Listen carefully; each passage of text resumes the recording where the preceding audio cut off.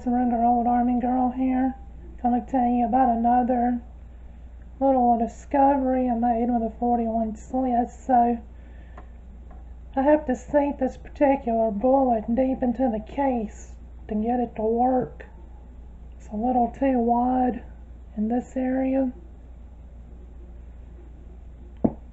but even after setting it deep in the case, I was still having issues with the chambering. The bolt would stick, and plus when I was loading the bullets, I'd have this issue happen where the bullet would cockside. See how it's not straight? Goes off to the side.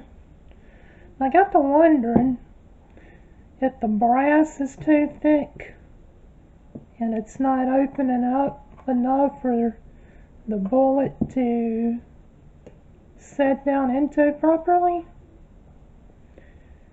So instead of using the 41 Swiss sizer die, expander die, I took a 44 magnum expander die and run it down into it. That's an old RCBS one, by the way. Anyway, I opened it up with that. The bullet seated fine in it after running up through the seater, but it wouldn't chamber at all.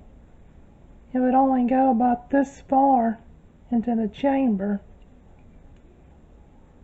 So I'm like, oh no, I want to try to save that cartridge because 5110 is not cheap. It's what this is formed from, and it's pretty labor intensive to make these casings.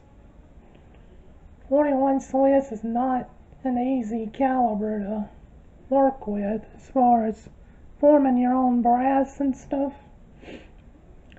So in a last-ditch effort to save that cartridge, I took the decapping and expander pin out of my sizing die, lubed the cartridge down, and run it through the sizer die. And I tried to chamber it and neck the neck down really good on it, as you can see on this one. I wonder if it's see better if I cut the light off. I think it is on this particular one. Anyway, see how much more bottled it is? Cute, looks like a obese 3030.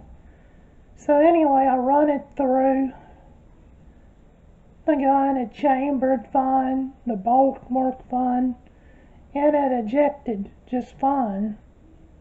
So I learned that I gotta do these extra steps to get that to work in my rifle. I gotta run it through the 44 expander die, and then back through the after seating the bullet, I gotta run it back through the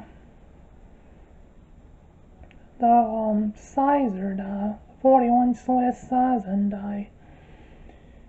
And there is an oddity to this, cause from all the information I can find, the neck's supposed to be .432,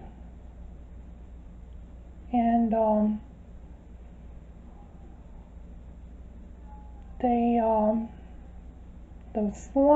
the size that's actually chambering and working is .450, and the ones that wasn't chambering right was .462.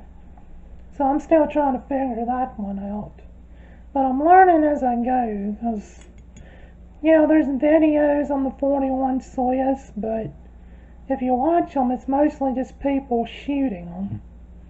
There's very little into detail things like this about the 41 Swiss, which I plan on changing. I've made that a channel mission to get more information and actually put it out there on this particular gun. And if you got a pre-1872 model like I do, this lube mold, it will work, but this part here is too big to set it out at full length, so you're going to have to seat it deep into the cartridge.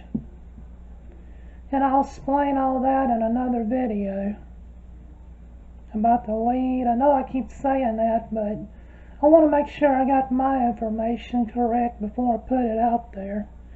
Anyway, so this is what I've learned so far with a Swiss Vetterli. I'll do a shooting video in a couple of days when the weather clears up. Regular old Army girl